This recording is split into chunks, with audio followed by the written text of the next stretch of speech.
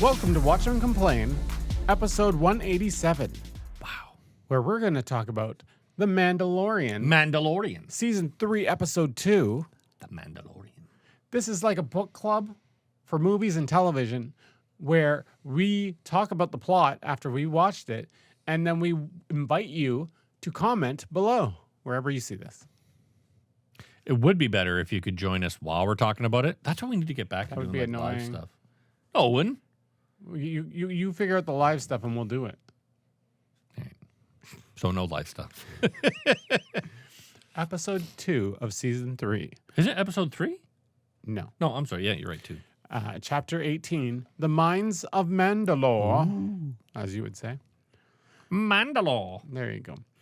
Din Djarin visits Peli Motto on Tatooine during the Bunta Eve Festival in search of a new memory chip for IG-11. She does not have one, but instead sells him R5-D4. Now, do you know where R5-D4 is from? No. Oh, God. Rogue One. Have you ever watched Star I Wars? don't know. Do you remember in A New Hope I when... don't know. You ever seen New Hope? Yes. When that astromech droid is driving into Luke Skywalker and the head of it blows off and he goes, Uncle Owen, this droid is a bad motivator. Look. And he turns to Jawas and goes, wait, what are you trying to push on us? And then C-3PO goes, sir, what about that one? It's in very good condition. He goes, Uncle Owen, what about that one? What about that blue one? We'll take that one. And Luke's like, yeah, get it out of the way. And the Jawas come and pull it away. So you think that's the exact same one? It is. It's R5. Oh, okay. That's That's cool. why if you look close, R5 has a spot on his head that's all So he's been busted and blown apart. fixed it up. Yeah. And what's her name's back? Pele. No, Peli is the Amy Sedaris. Peli is the mechanic. Yeah, that's what I'm saying. She's back. Jaren, Grogu, and R5 fly to Mandalore. One thing I love about Amy Sedaris is one, she's a wonderfully funny comedian, dude. And she's a very good-looking woman, and she constantly puts herself in roles where they make her look ugly. Like when you watch her in Strangers with Candy, she's spectacular. That show is fantastically funny, and she looks terrible. The look that I can't remember her character's name, but she looks super ugly. And then as Peli, she did a show called At Home with Amy Sedaris, where she looked like normal Amy Sedaris. But then in this as Peli, She's crass. and She's a she grease monkey. yeah, she just kind of like a grease monkey, and but I love her. I think she's fantastic. No, she's a great actor. Actress. Well, it depends Are who we you allowed to ask. say? Yeah, because they still had a best actor You know and what? best actress. It doesn't matter. You're You right. can call me an actress. I don't care. So yeah, she was back. The one thing I don't like about her character is that I feel like she's a good person, but she's doing a lot of bad things, and That's she kind of how has to. That's kind of how Yeah. you get by in the Star Wars universe. Like, look at Han Solo. He's a smuggler with a heart of gold, right? Yeah, it's just off-putting. Not to mention, no way Han Solo was not doing terrible things to Chewbacca, and Chewbacca thought he had to do them because he's like a dog, right? No, I think it's more of a friendship. See, I feel like every now and then Han Solo might just be in a really bad mood, like he's been screwed over by like a car game that went wrong or somebody that ripped him off. Punches the. Not punches him, but like just hammers the shit out of him. I doubt it. Think so? That Wookiee can like Yeah, just that's rip true, his face eh? off like, Chewbacca would be like, hold the fuck up. and Wookiees like to rip arms off. That's a good point. I wouldn't want to get them mad. Jaren, Grogu, and R5 fly to Mandalore, where Jaren is it Jaren? Din Djarin. Jaren. Djarin. That's what I was saying. It sure didn't sound like it. Where Jaren orders R5 to scout ahead and ensure that the atmosphere is non-toxic. I thought it was quite quick to get to Mandalore. I thought it would be like this big to do, but Yeah. we're here.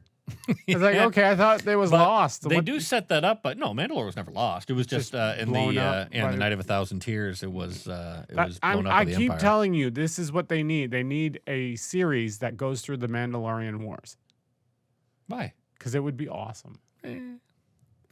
It would be like Battlestar Galactica in a way. It would be like Yeah. political, but it would. But I feel like end they in war. Like, I feel like they already failed with that with Rise of Skywalker, where they had this massive war, and it turns into just But you need a series for that because it's a political series with I don't know. action. I grow tired of it because we've seen so much of it so far, especially in the Star Wars universe. I like this, like, kind of small gunslinger story. I like this, like, Andor. It's easier. And book. It's easier, but it's also like you have this whole massive saga going on, and then you have this one little sliver of a story that you get to pay attention to. I like the little tiny story of this little guy making his way in the universe. I'm the same way about Last of Us, where it's like I want to see like the initial thing that happened, or what The Walking Dead. I want to see the initial thing that happened, like something that goes through just that. Yeah. And but it's easier to just take this small snippet, this story of.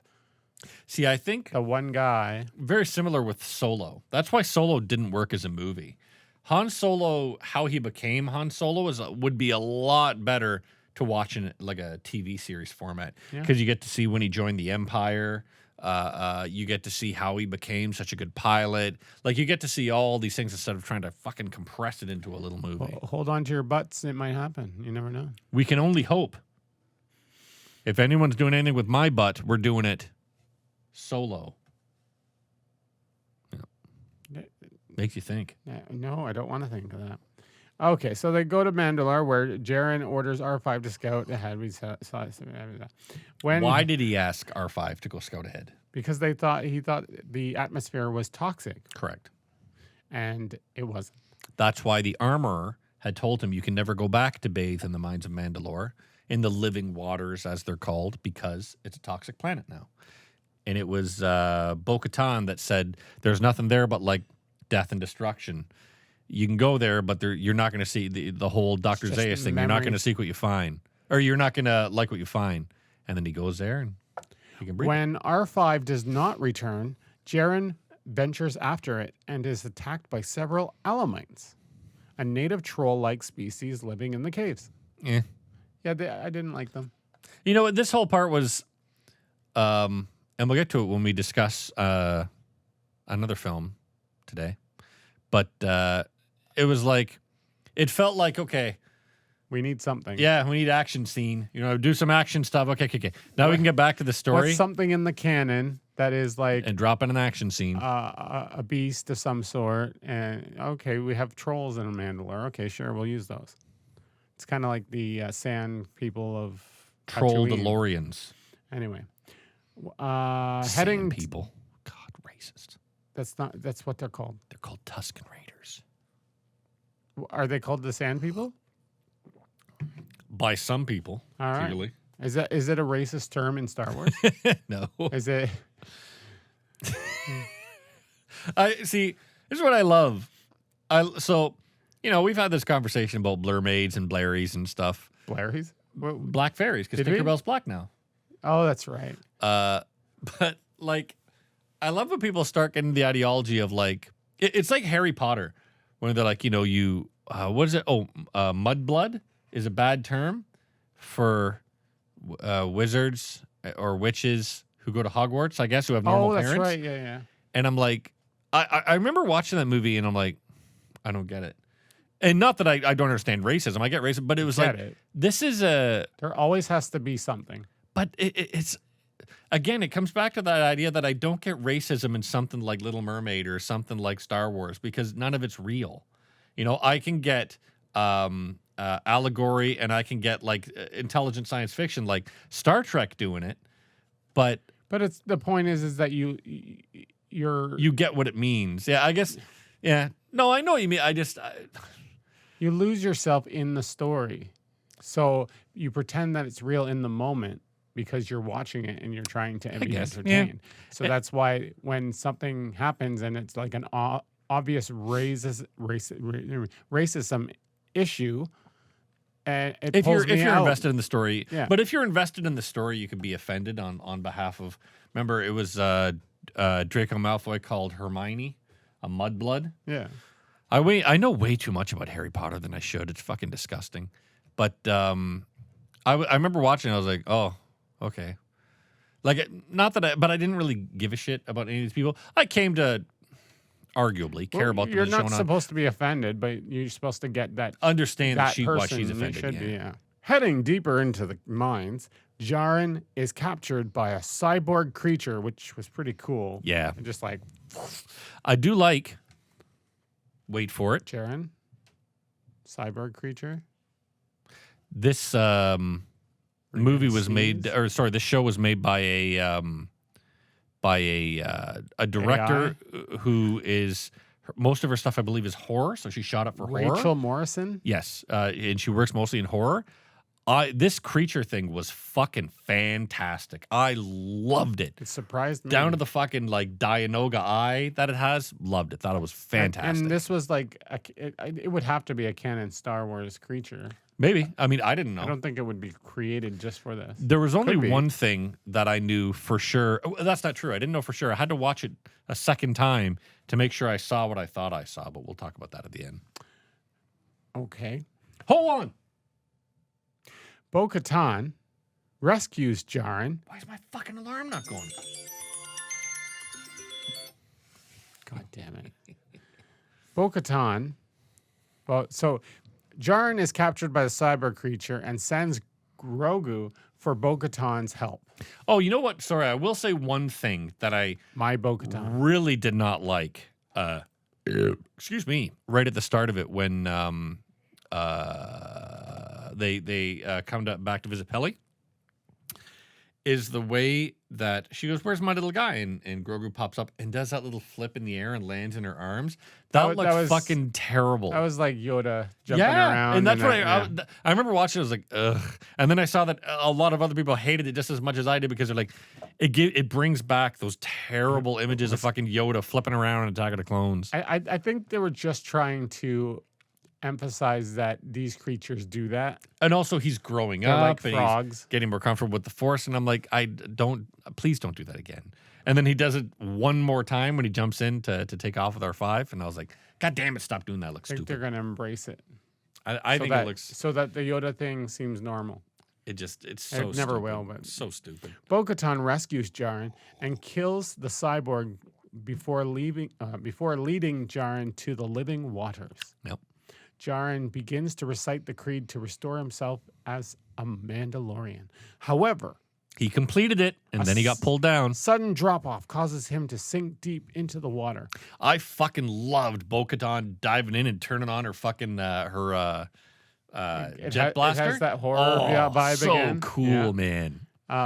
Bo-Katan dives in to save him. On the way back up, she comes face to face with a mythosaur. Now, I didn't think that was a mythosaur. I saw its face and everything, and, and its bones and stuff, and I was like, I want to make sure that's a mythosaur. So I rewound it, and I'm like, Totally oh, was. that's a mythosaur. And what I like is, of course, the Mandalorian. And she read the little plaque that had the creed about Mandalores. He rode and he tamed the mythosaur. I see where this is going. Yeah, and I'm like, we already tamed a dude. Rancor. We might as well tame a mythosaur. that mythosaur under the. I hate underwater shit. It genuinely freaks me out. So Really? watching The Abyss, I was on the edge of my goddamn seat watching The Abyss. There's a great movie with Kristen Stewart called Underwater. I was going to bring that. Loved it. And dude, I was on the edge of my fucking seat watching that. Underwater was the type of movie where you go into it and you're like, this is going to be utter shit. And then you're watching it and you're like, this is good. But there's sometimes when it's junk. Like when I was watching the remake of Poseidon. The original Poseidon, sure. Poseidon Adventure, that is, but they remade it. I think it was Wolfgang Peterson that remade it. I was like, this is it's too CG. Mm-hmm. But when like on The Abyss, it was all real, dude. They were in what was it, like a nuclear silo that they filled up with water over like fucking a month, and that's how much water is in that. Really fucking well thing. done. But that's the day and age where you'd have real life effects. What do you call them? Real life effects. Yeah, real life effects. What do you got? Practical. Practical effects. So But no, but now you get hardly any. And then when you get a movie that uses practical effects, it looks wonderful. But in this, it wasn't practical effects. That's her camera going up and then the fucking mythosaur's eye opens up. I was like, that was good, man. That fucking, I was feeling in my heart. I was like, oh my God, get away, get away, get away, get away. And then they jump up and they jump out. I was like, that was fucking good. So do you think they're going to go right into that, or are they going to leave that for the end of the season? No, I think the next episode is going to be Bo-Katan saying, dude, I saw a fucking mythosaur. Did Din Djarin see it? She's the only one that saw it. She's going to try to rally all of her friends to her cause because remember, they've gone off to go all their different ways. And her friends are like, fine, if you think you saw a mythosaur, then if you want to fucking wield the Darksaber, you've got to conquer the mythosaur. That's the only way that's going to she's going to do it, not him? I think it's going to be her. Yeah.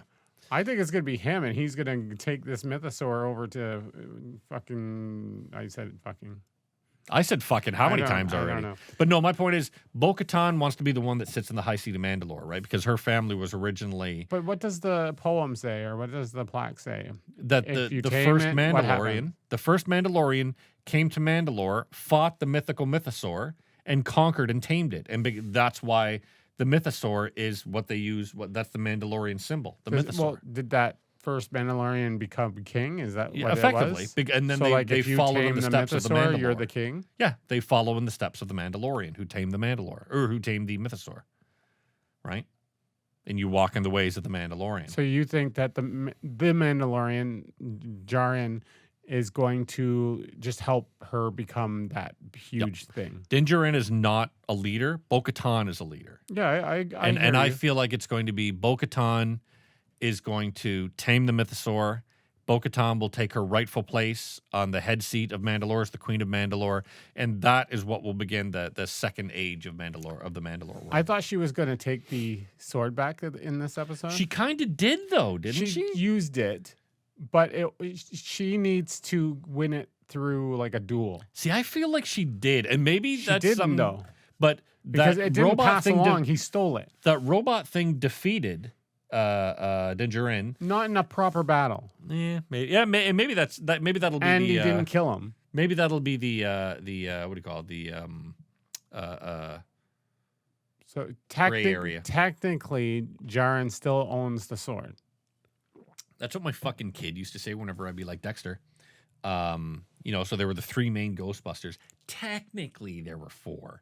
I'd be like, there were four, but when they started, there was three, and then I'm sure Winston when they in. started, there was one. But you know what I mean? But no, they joined. We can discuss this. But my point is, my kid always goes. One person started this whole idea. My kid always started with technically, and now it's changed to apparently. Seriously, or who started this podcast? Well, technically, you did. It was me, but I didn't do any podcasts without you. It started with the both of us. Well, technically, it was you because you put the Reddit post out. Yeah, I think I did. Yeah. I don't know. And I answered. And Who then cares? we became friends. Yeah. Yeah. Podcast friends. Friends? Fuck off. I have enough friends. You've seen all my friends. This is how my friendships always go. I have my one neighbor that won't talk to me. I have the other two This was supposed to be a short show. It's gay 30 neighbors that now. don't talk to me that we call the Gaybers. I'm cutting out like 7 minutes. And at then I least. have my one neighbor who kind of talks to me. So I have a friend. So this was a good episode. Yeah, really good not episode. Not of our show. No, of course not. There's never a good episode of our show.